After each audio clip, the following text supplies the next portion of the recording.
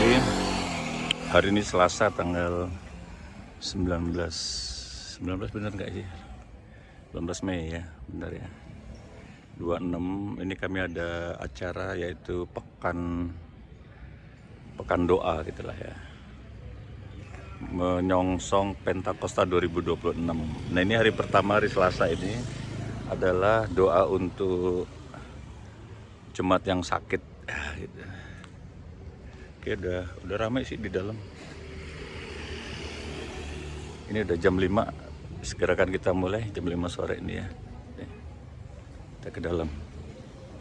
Segala keberadaan kita oleh Tuhan hadirkan di tempat ini untuk bersama-sama menikmati hadirat Allah di dalam doa kita. Kita akan segera memulai ibadah kita ini. Saya persilahkan Bapak Ibu semua untuk mengambil waktu teduh pribadi. Segenap batinku, pujilah Tuhan, hai jiwaku, dan janganlah lupakan segala kebaikan-Nya. Dia yang mengampuni segala kesalahanmu, yang menyembuhkan segala penyakitmu.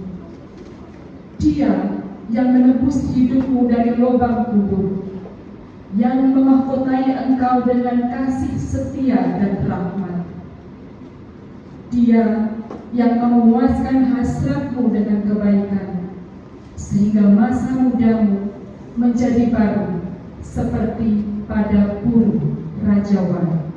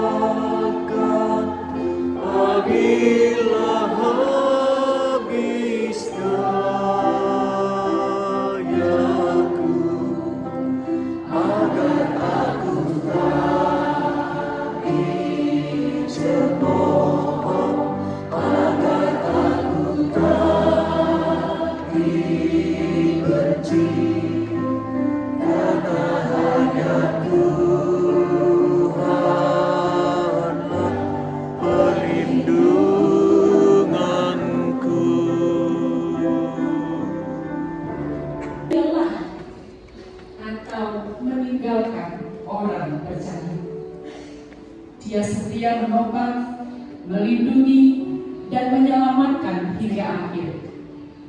Mari kita bersyukur, mempercayakan hidup, dan bersandar penuh pada Tuhan.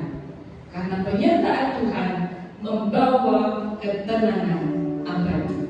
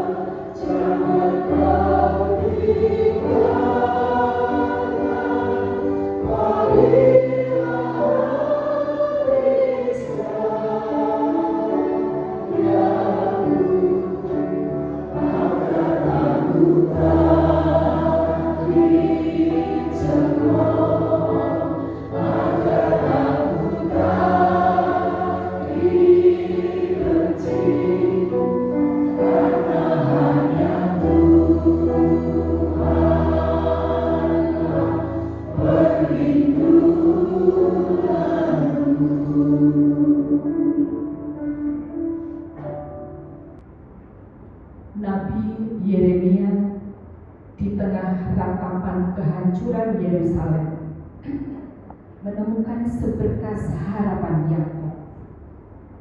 Meskipun situasi tampak gelap dan putus asa, ia memutuskan untuk mengingat karakter Allah.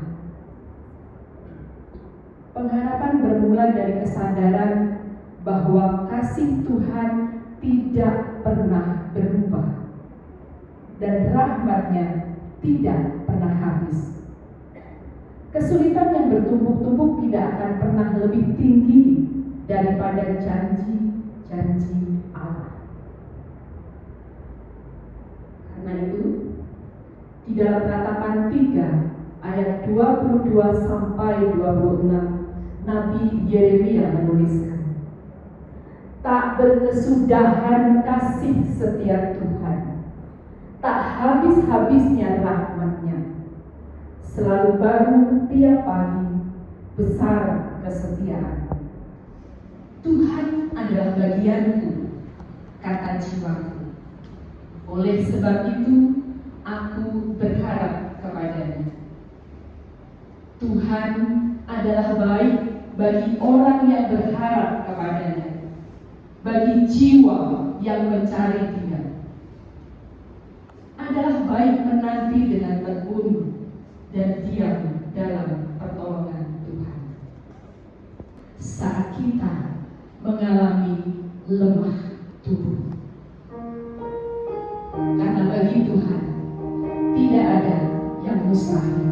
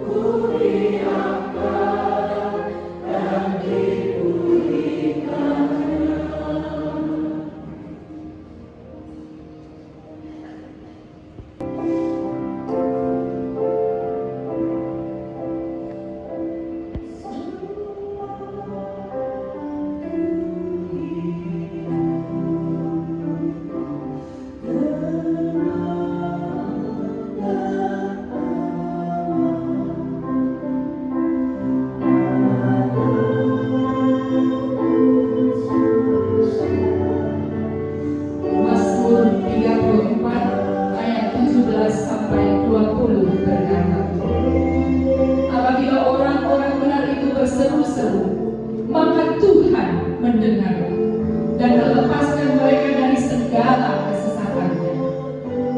Tuhan itu dekat kepada orang-orang yang lemah hati, dan Dia menyelamatkan orang-orang yang remuk jiwanya. Kemalangan orang benar banyak, tetapi Tuhan melepaskan dia dari semuanya itu. Ia melindungi segala tulangnya, tidak ada satupun yang patah.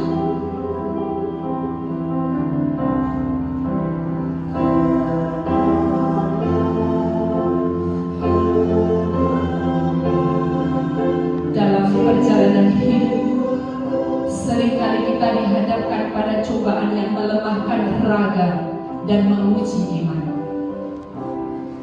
Di dalam situasi sakit dan hati yang nyaris kehilangan harapan,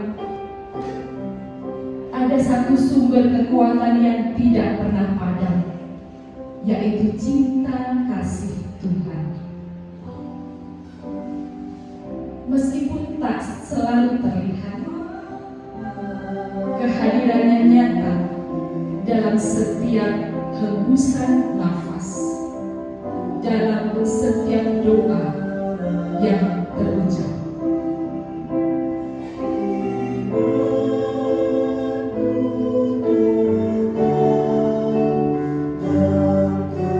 Mari berserah diri sebagai bentuk nyata kepercayaan kita bahwa di dalam genggaman Tuhan ada kelembutan, ada kesembuhan yang sejati, bukan hanya bagi tubuh, tetapi juga bagi jiwa. Di dalam Kristus ada kesembuhan, ada kemenangan, ada kehidupan baru, ada mujizat, dan ada kekuatan untuk bertahan.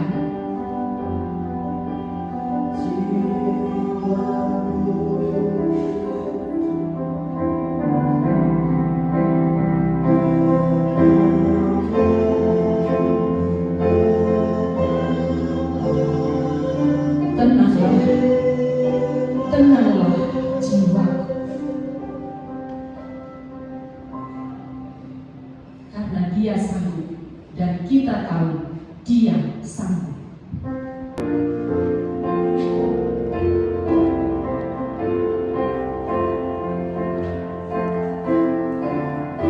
Dia sanggup, Dia sanggup, ku tahu Dia sanggup, Tuhanku sanggup menyelamatkanku.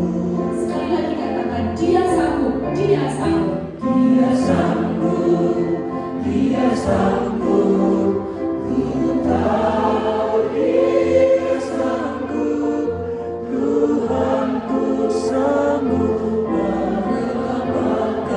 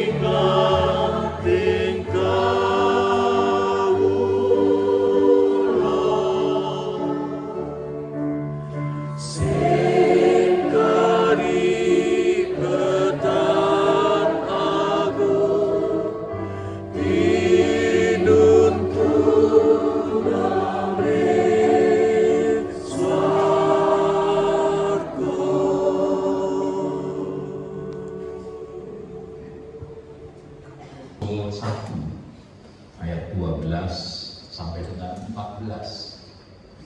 Demikian bunyi firman Tuhan.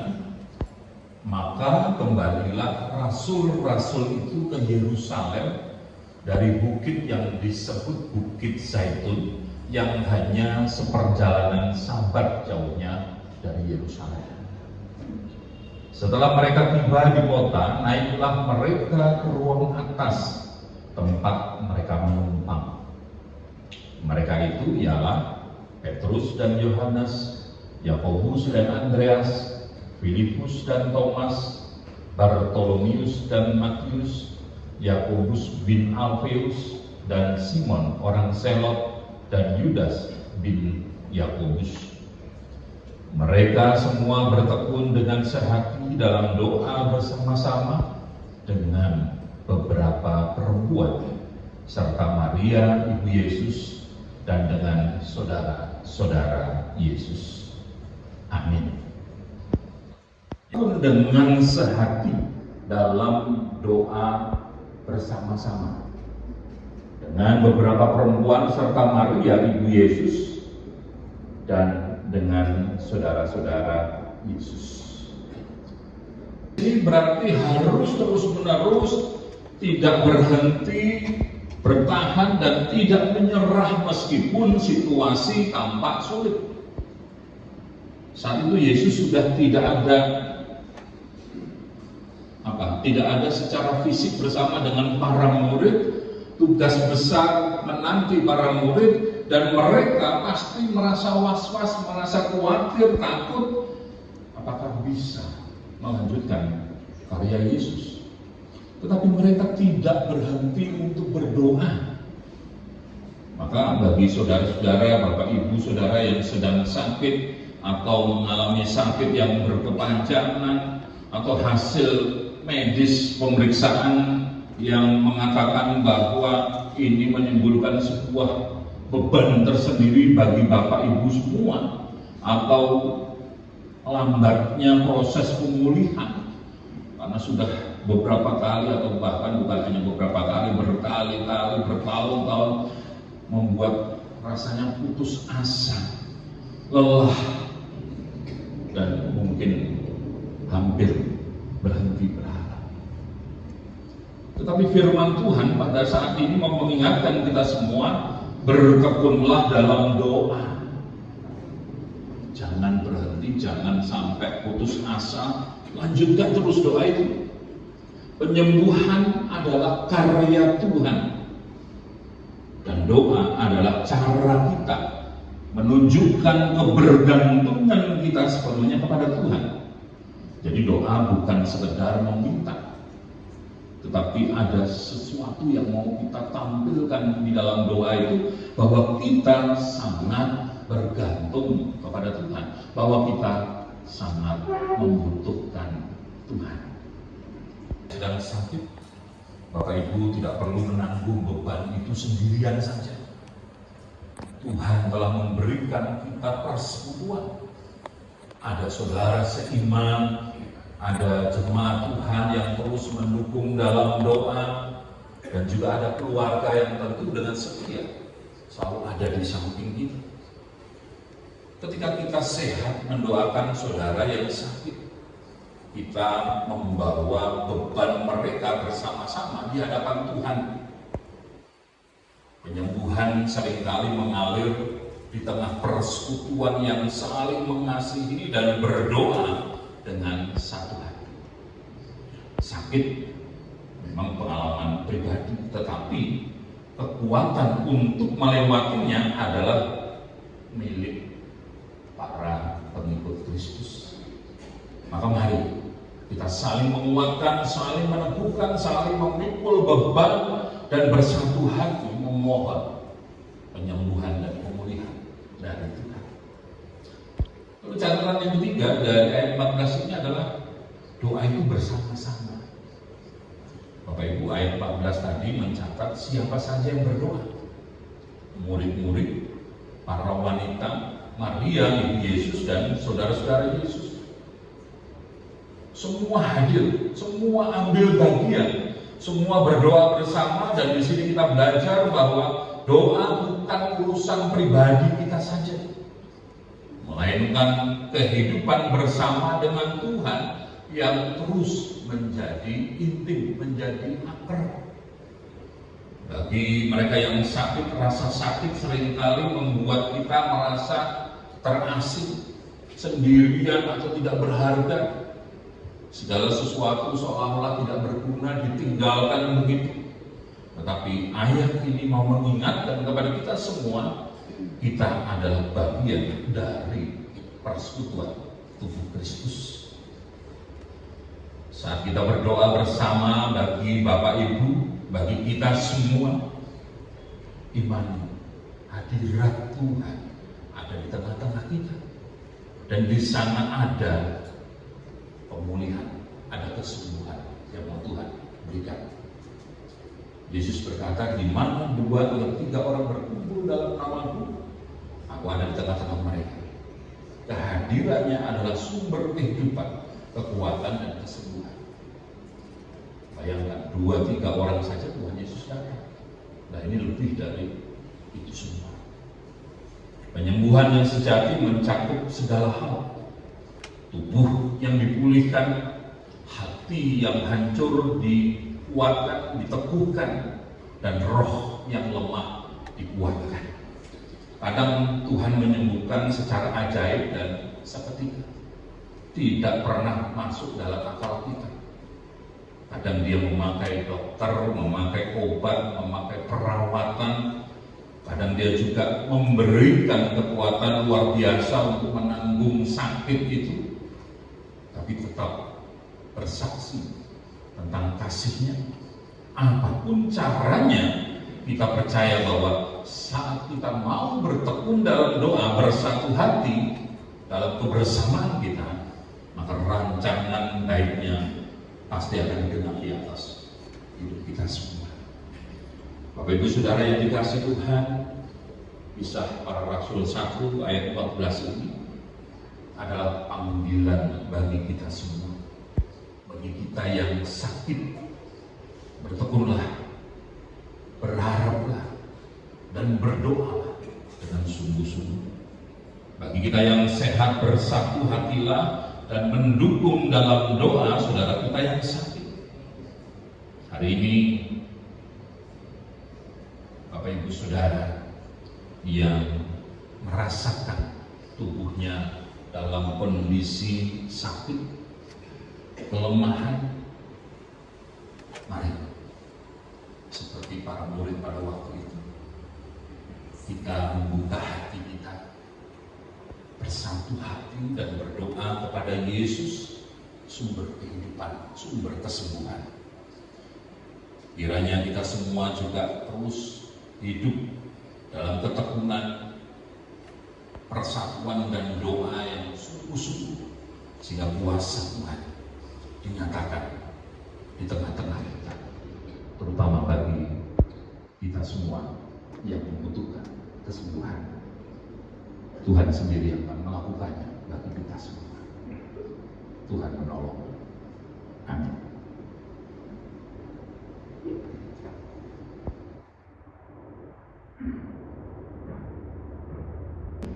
Semua itu bukan tanpa makna. Tuhan mengizinkan kita untuk mengalami sesuatu yang tidak mengenakan, agar kita belajar lebih percaya kepadanya. Dan masa ini menjadi tempat pertumbuhan iman dan kekuatan rohani. Sebentar lagi kita akan memasuki saat-saat doa. Mari kita siapkan diri kita untuk masuk lebih dalam kehadiran Tuhan. Dan Pendeta Yohanes Fajar Handoyo akan memimpin doa bagi kita sekalian. Kita siapkan hati kita dengan pujian Allah peduli.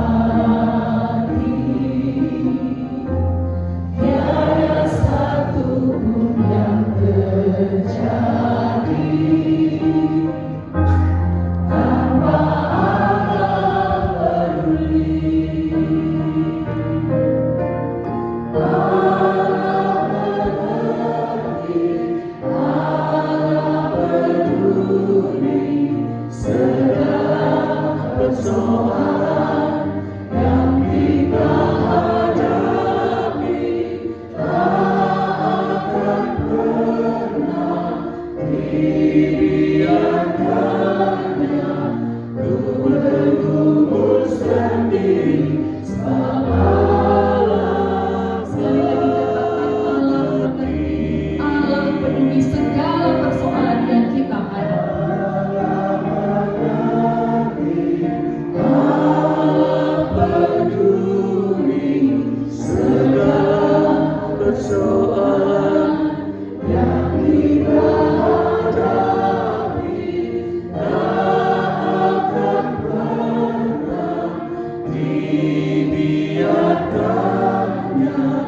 Ku bergumul sendiri.